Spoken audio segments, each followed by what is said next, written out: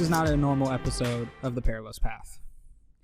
Today we're going to be talking about the mechanics of our characters, why we made them the way we made them, names, kind of stuff like that.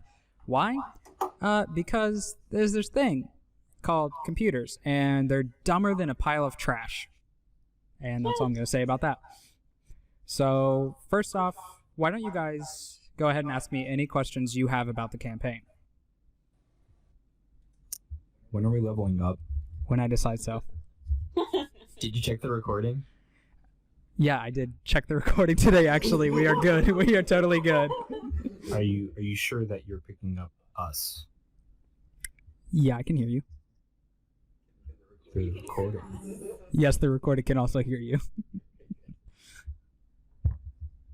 That was it. Nothing about the beautiful world I created for you guys to play in. Exactly how many deities are in this world? So I actually have a working list of deities, some of whom are cool and some who are just kind of like, I don't want to say throwaway deities, but, well, if the shoe fits. I think right now there are 8. Let me just count real quick, because that'll be easier than just guessing. 1, 2, 3, 4. No, I'm sorry, there are 6. They are Mavaroth, Aeon, Bjorn, Dorva, Niralef, and Tyrell. Can I add a god to this list during our backstories? Yeah, so one of the things that I had in mind when creating this campaign, and the reason that I chose to use a brand new world space instead of using a set one, was I wanted you guys to be able to write things to fit the story we were all weaving together. So, for example, Lucy with her, oh my gosh, the gods are angry that I only made 6 of them. Yeah, Aeon is actually a result of Lucy creating gnome lore, right? I did it. We should release the gnome lore. Yeah, I guess we will. I'll leave a link to that, and people can find it. But yeah, so I want all of you to be able to create stuff and help shape this world, so that it's not just Noah deciding that the mountains are blue and the sky is pink and the grass grows green and upside down. The grass grows green? That's so original.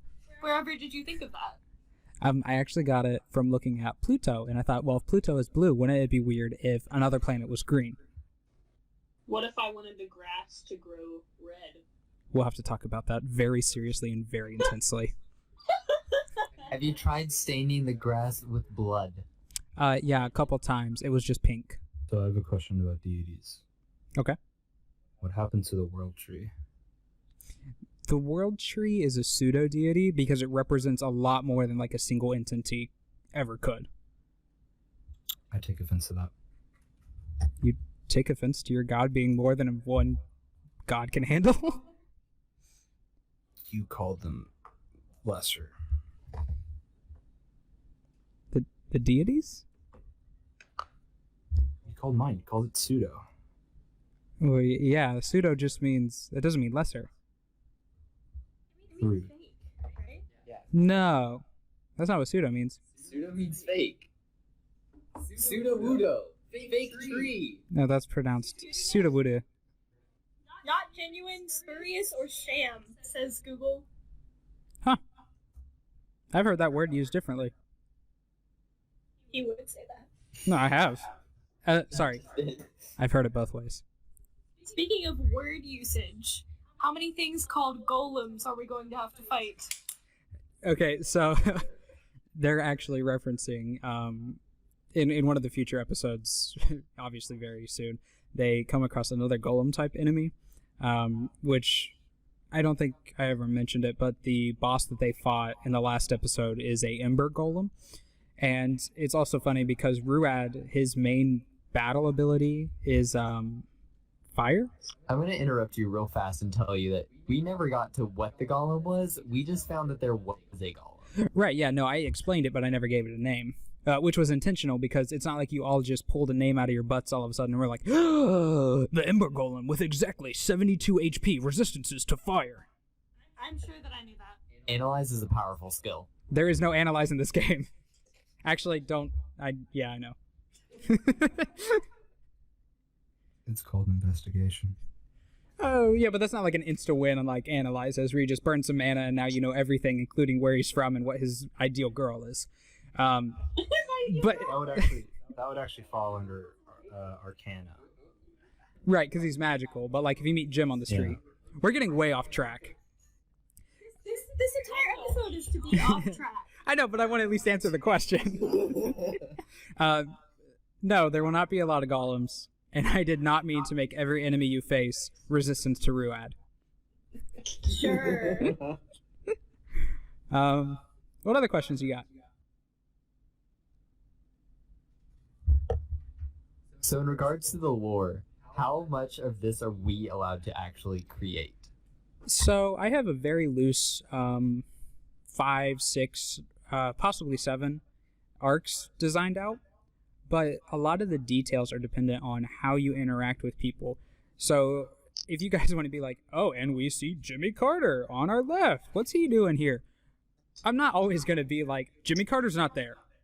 Like, I am going to make up a really I'm going to make up a really crappy NPC voice, like, hey Sonny, it's me, Jimmy Carter, I sound different in this world. But yeah, so Jimmy Carter's not there. at least 50% of our content should be pushed by you guys. I don't know. I found that so funny. No, but see, that's the best part, because what's funny to me is not funny to everyone else. And with all of you making goofs and making content, we have a much better chance of not being a total failure. For those viewers who are not exactly watching us, Lucy just gave me this look that was just best described as, oh, really? Yeah, who spent 2 hours making gnome lore? That's not funny. I take my gnome lore very seriously. Honestly, I think Lucy might be the only one that takes this extremely seriously. The rest of us are just kind of... Oh, you just started something that you have no idea. I always take D&D seriously. Well, I know you do. I am also very passionate about my love for D&D, especially this campaign. Passionate and serious are not the same thing. I'm passionately serious! There are other people in this building. Okay, I'm going to address a question that hasn't been asked because I feel like people should know. The plan that I have for the campaign is that once we get done with these 5 or 7 arcs, we're going to reach a halfway point. And at that point, the characters are going to be about level 10 to level 12. And Seems like so far away. yeah, it does seem like far away, but I'm sure it's going to fly by. But the campaign Not if we keep will... having to re-record right, every yeah. week. The campaign will end at that point, but the story won't.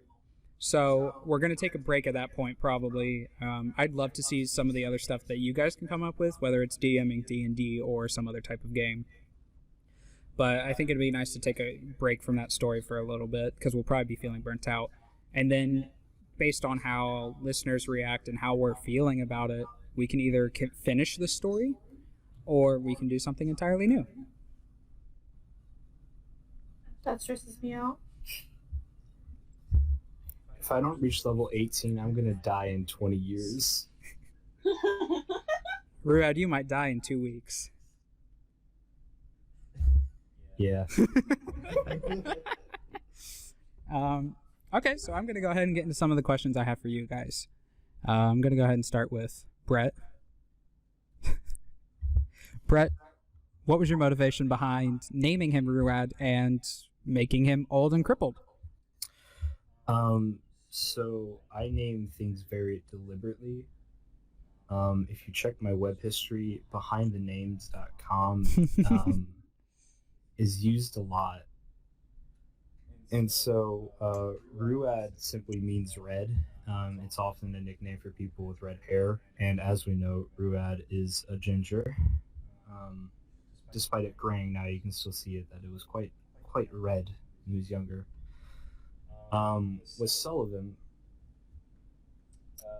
Sullivan means can mean dark-eyed, and if you remember my character description, one of the details about my character is that my irises are black, and so That's where my family got its name from. Its dark irises.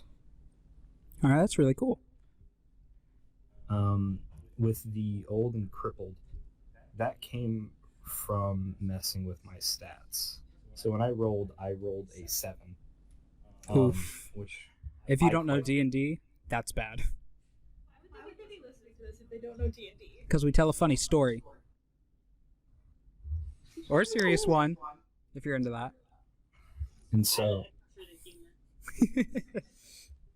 I had rolled a 7, which I quite like having at least one negative score.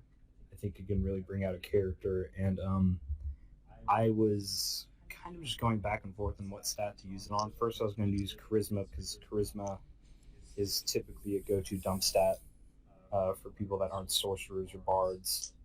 But then I couldn't see Ruad as being someone who couldn't talk to people, and I didn't want that to hinder my role playing either. And so then I thought about dexterity, and like maybe he's just kind of a bumbling kind of guy. And then I realized my armor class would be 12, with a shield and hide armor. And so I didn't go with that. And so I I decided could on literally strength. kill you with anything. Yeah, and so I decided to go with strength. And when that happened, before this, I was struggling to figure out what this character was because when I made my character, I kind of just made someone to fill in the space that the party needed because we already had 2 martial characters, and so we needed a spellcaster and healer, so I went with druid. Right. And so I didn't have anything outside of that. And once I got my 7th strength, I just thought about why he would be so weak. And then I had the idea of making him super old. and I really love that, and we've talked about this before. I really think it's important to play a character to their flaws, because you can't be good at everything. And if your D&D character is good at everything, well, it's cool, you get to successfully do stuff, but one of the things that you and I liked a lot about the Amnesty arc of the Adventure Zone is that Justin's character could not lie, was god-awful at it. Spoiler! No, it says that in the very first episode. He can't lie. He's just really bad at it. And so Justin played that really well. By every lie he tried to tell is just god awful. It's like, why are you here? So like, I was adopted and that's how I'm here. That doesn't do justice to how Justin does it. But it's like, his lies just had no bearing on the situation. And I like that Ruad is kind of old and crippled and not super buff god of everything. Yeah, so the other reason why he's so weak is he was injured when he was younger. So that leaves his left side pretty much burned to a crisp. I'm really sorry for his loss. Yeah. Do we want to talk about stats and stuff like that? I think we can get around to that. Let's go ahead and do some of that more basic stuff with Lucy next. All right. So, Lucy, what was the motivation behind, 1, the name Northfire, and then 2, you're playing a male character, which we all forget a lot. Stop misgendering me. Okay, so honestly, Northfire does not have like a good reason behind his name. I went on fantasynamegenerator.com and clicked it until I found one I liked. It worked. It's a cool name. It is. It's a great name. He has nothing to do with fire. That's it. You're confusing.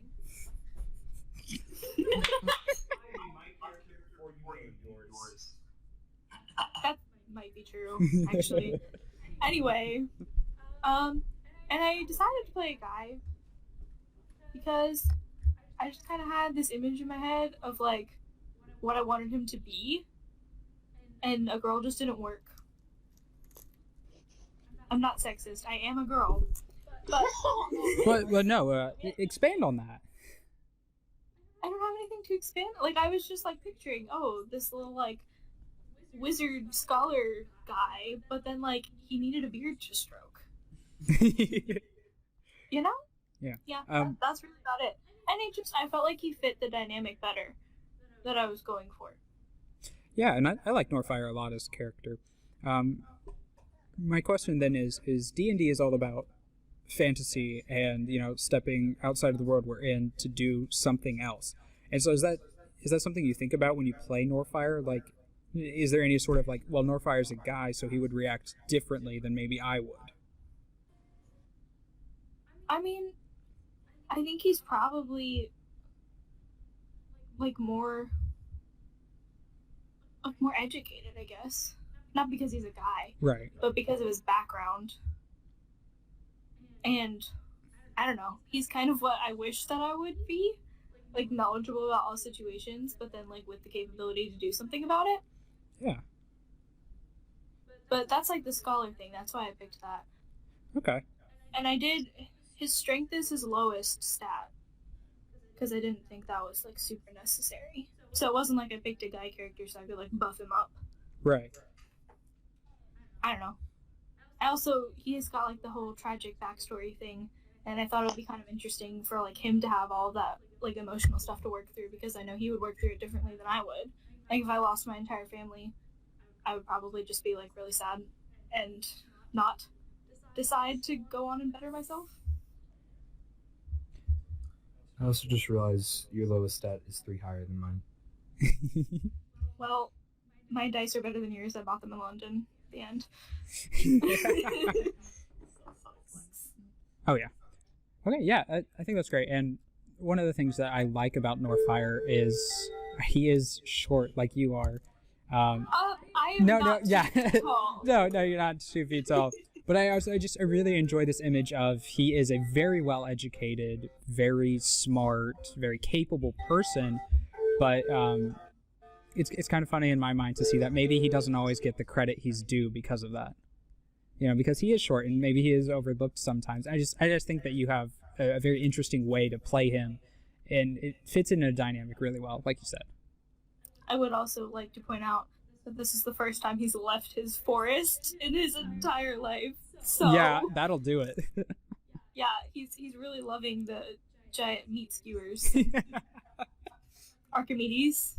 I think Archimedes deserves an episode of his own. Oh yeah, we're gonna have like, not to rip off DuckTales, but we'll call them Archimedes tales, but everyone know we're ripping off DuckTales. And it's all going to be for our companions that are along, and I get a chimera, right?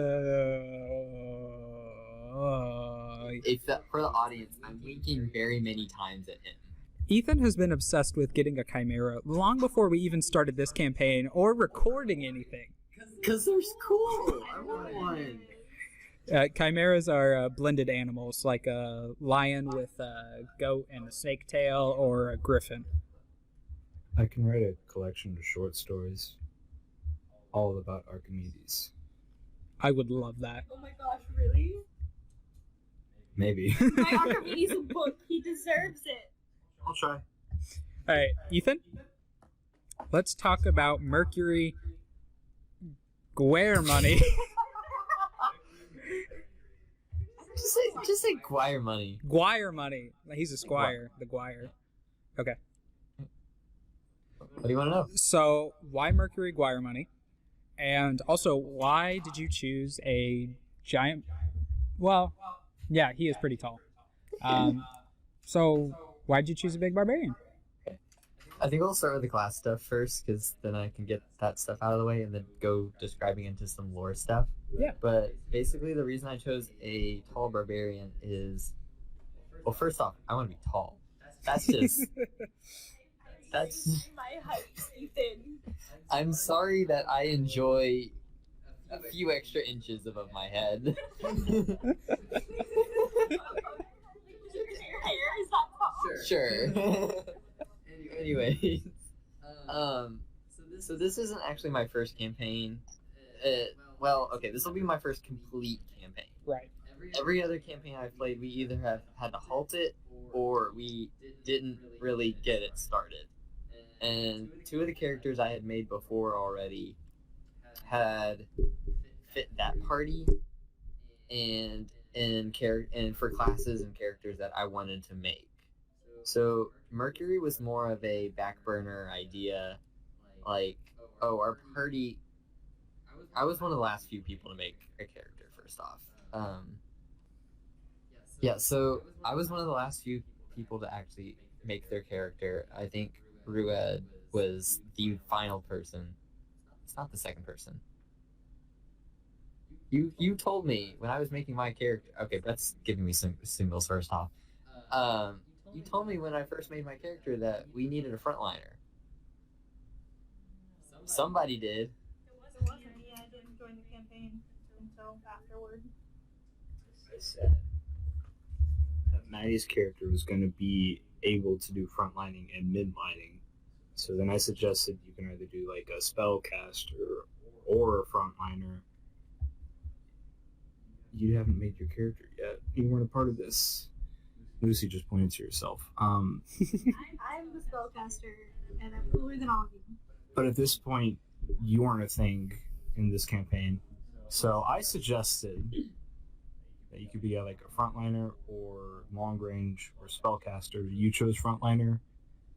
I didn't push you into a box. I will also say this: Brett has helped me a lot with my character, and I mean a lot more than what he's telling. So Character expert. yeah, he loves making characters. He loves making characters. So that's an adorable duck. Did Lucy just say she's like cooler? Yes, she did. It's true. All right. Okay. She's gonna remember that. Yeah, it's like those video games. Yeah, you just got a little text box that appeared. Maddie will remember that. Anyways, back to my character. Yeah, for sure. So I was basically trying to figure out, okay, who would be a good character to be like, I guess up front. So since I haven't actually played a full campaign, I figured, well, let's go something simple and just go barbarian. And I didn't want to do a fighter because I thought it was kind of lame. I always liked the idea of having a weapon. So I was just kind of like, okay, I'll make a human barbarian. Brett was helping me kind of tailor the character a little bit to make it work well as a, I guess, a D&D character. So we created Mercury. I did most of the backstory though. I know Brett really wanted to tie in our backstories though, so that our party was not so isolated from each other. So that's where I guess I can go ahead and start talking about the backstory of my character. Is that cool? Yeah, absolutely. Yeah. So Mercury is a descendant of the noble house of the Coppers. His father is a professional assassin, thief, mercenary for hire. What's the word? Yeah, he's into all that shady business. Yeah. And so Ruad had, way back before Mercury was born, had saved Mercury's mother from a burning fire, which is where he got his broken arm injury. Not broken arm, burned arm.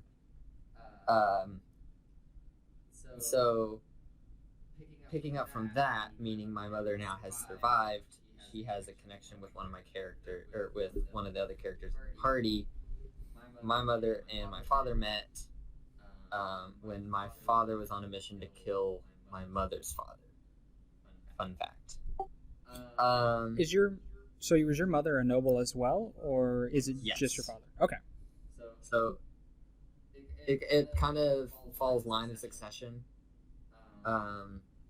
So right now the actual noble or head of the house is my mother's parents, my grandparents, and by me I mean Mercury.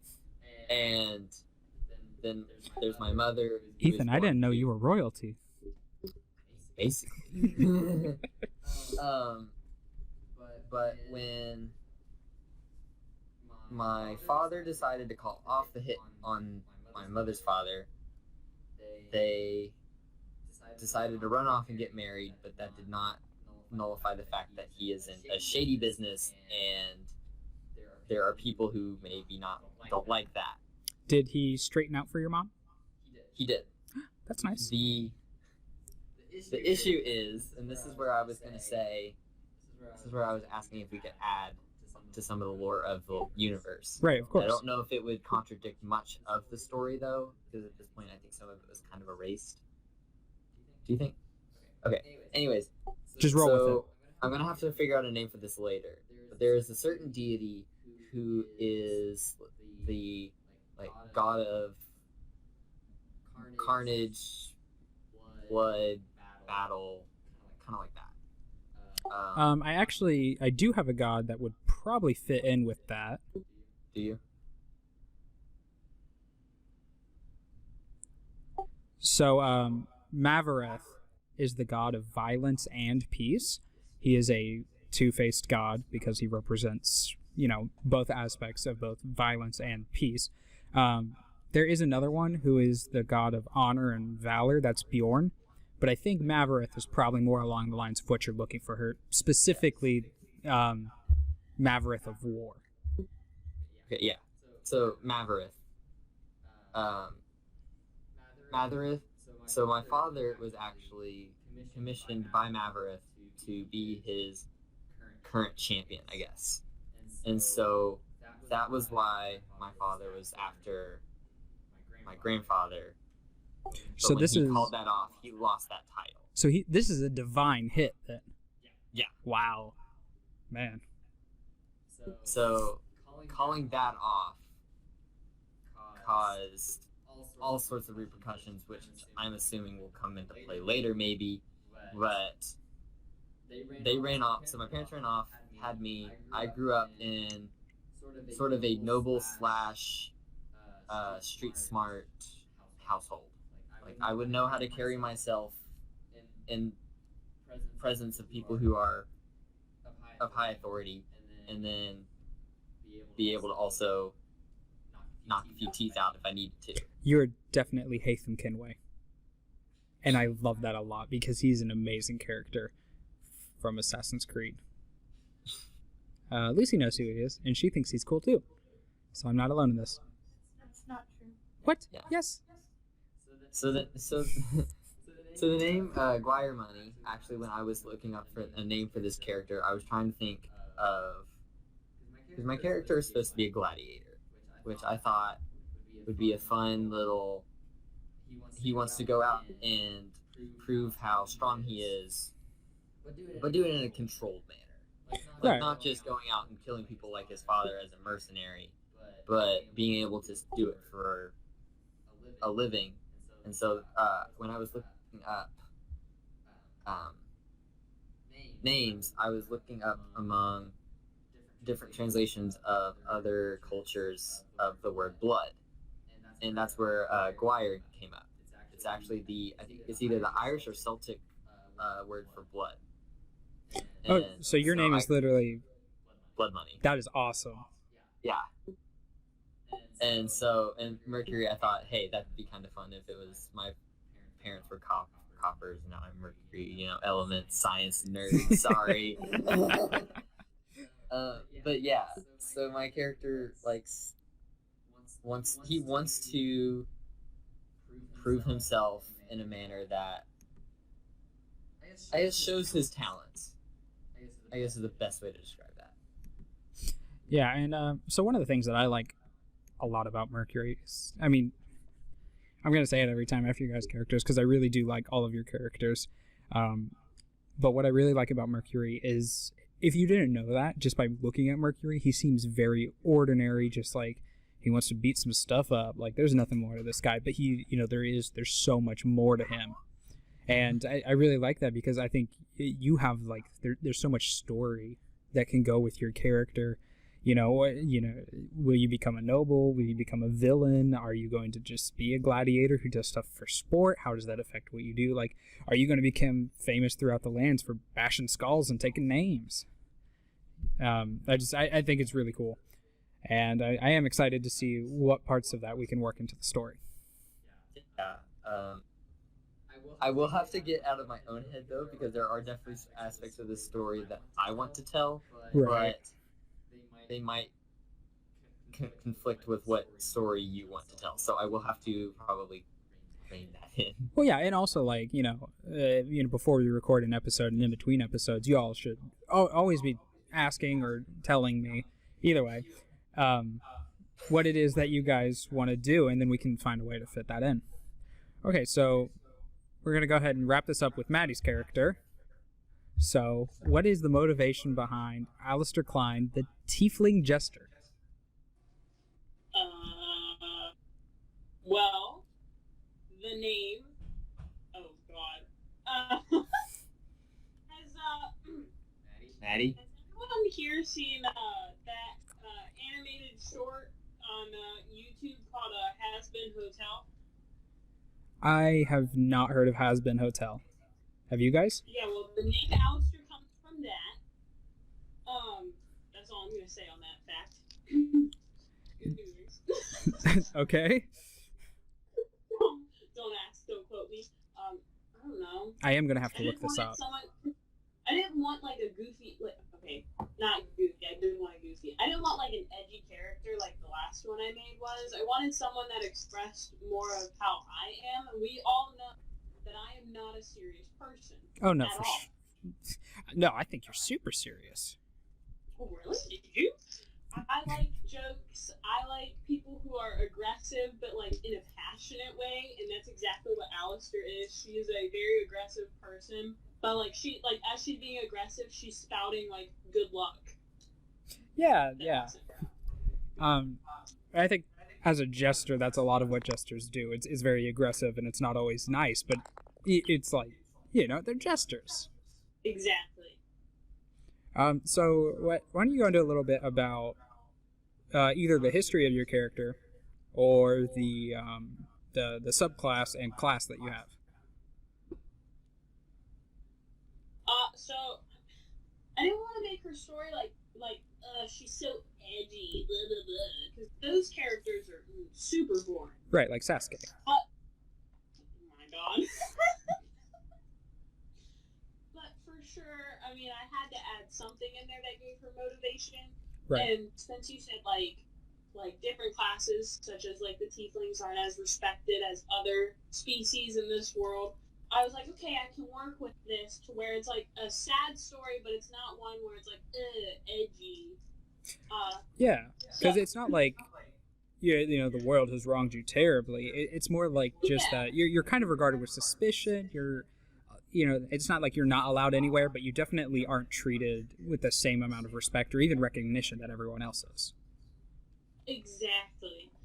So basically, her whole story is that when she was 14, she was so tired of being like cooped up in the house because her parents were like, "Oh, the world won't respect you. You're just gonna be shot down at every turn." And she's like, "No, screw you. I don't believe you."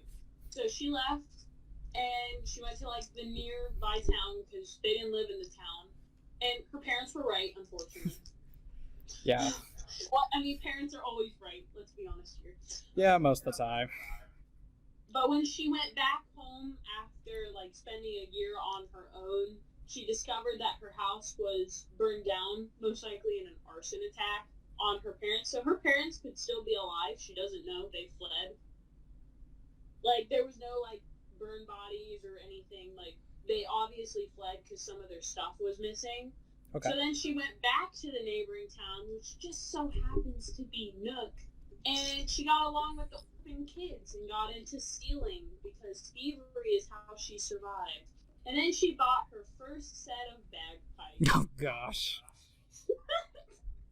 And she loves these bagpipes, and that's how she started becoming a jester. And now she has 2 bagpipes.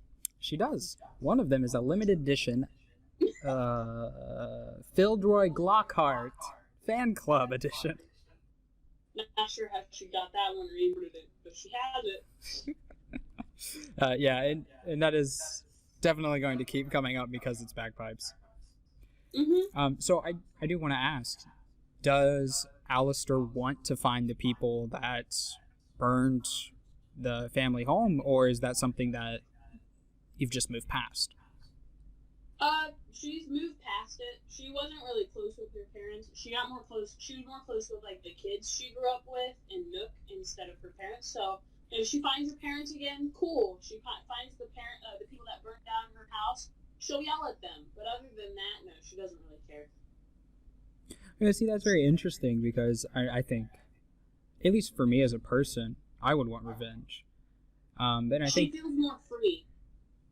Yeah, I think that's very interesting because it's more like there's this. It's almost like you've been freed from fear, like the fear that you have to do it this way or else things are going to go bad. And sure, something bad did happen, but you also now have freedom to explore the world. Exactly.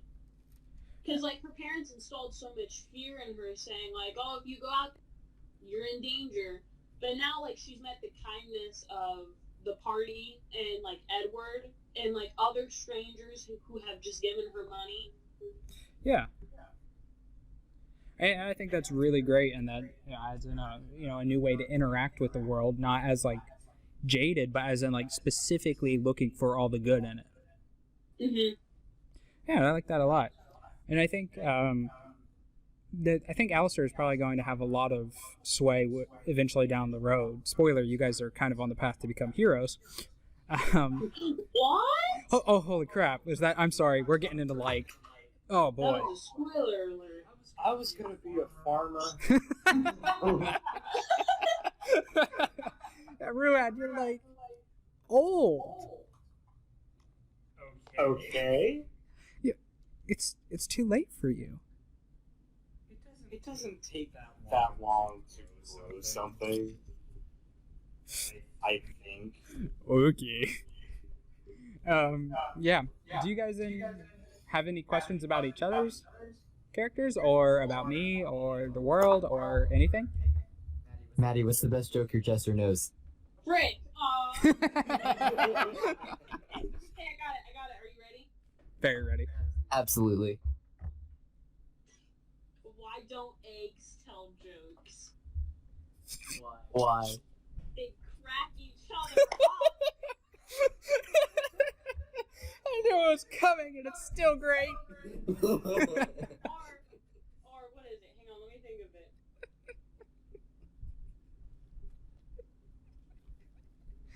I forgot it. Date. That's okay. I do actually want to know if your character is a jokey character. Like, are they going to try to crack jokes in the middle of battle a lot, or is that just kind of their profession? Yes.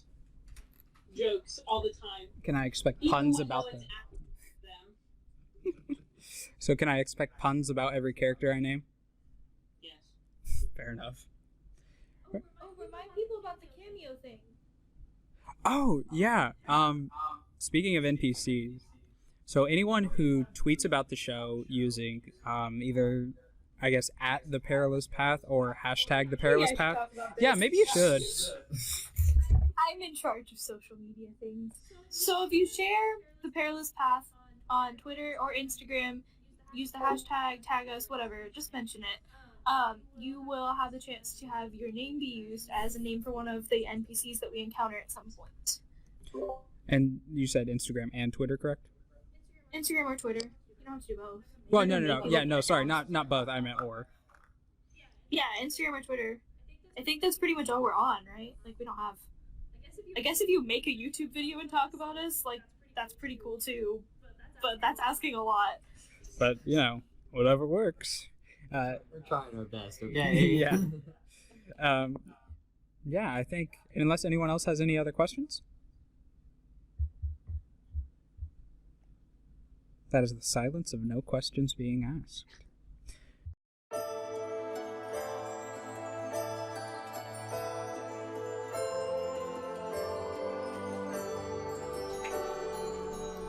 Hey everyone, thanks for listening to this episode of The Perilous Path.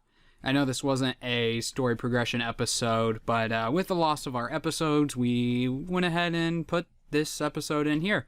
Because honestly, it's good for you guys to know the motivation behind the characters and the reason why they were made, why they were named, stuff like that. I hope you found it interesting. I hope you enjoyed it. Just a couple things here before I go. Wanted to remind you that if you tweet about the show, if you make a post on Instagram, make a story on Instagram, whatever. As long as you mention the Perilous Path in it, you have a chance of being a NPC on the show. I'll name them after you. They could be cool. Maybe they won't be cool. I don't know. NPCs are whack sometimes, guys. You just got to be aware of it. But I do appreciate you all hanging with us during our, I don't know, kind of our nonsense going on over here. What with moving to college, moving back into the United States. Update schedule has been a little weird, I know. So thanks for putting up with it. I hope you enjoy the episode, and we'll be back next week with a story episode. So look forward to that. I'll see you guys then. Bye!